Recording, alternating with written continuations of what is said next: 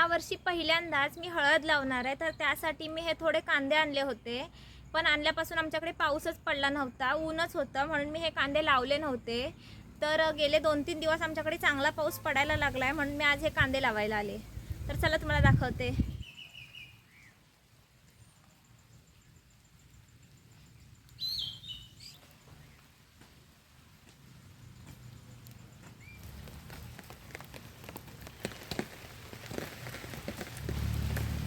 आता माझ्या या वलई करून पूर्ण झाल्यात, तर यावर्षी मी गावठीसोबतच थोडे हायब्रिड पण हळदीचे कांदे लावणार आहे.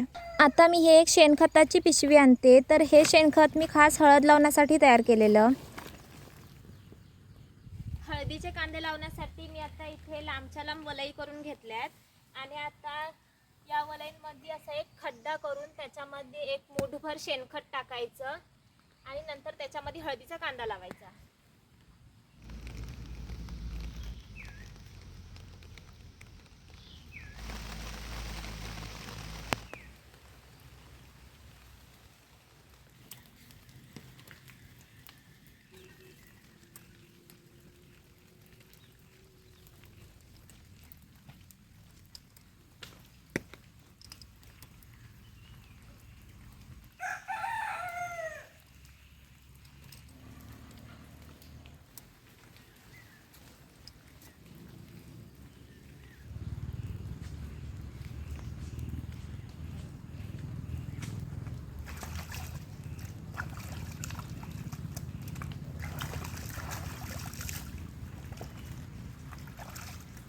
आता माझी हळद लावून पूर्ण झाले आणि आता मी जाते सुरणाचा कांदा लावायला.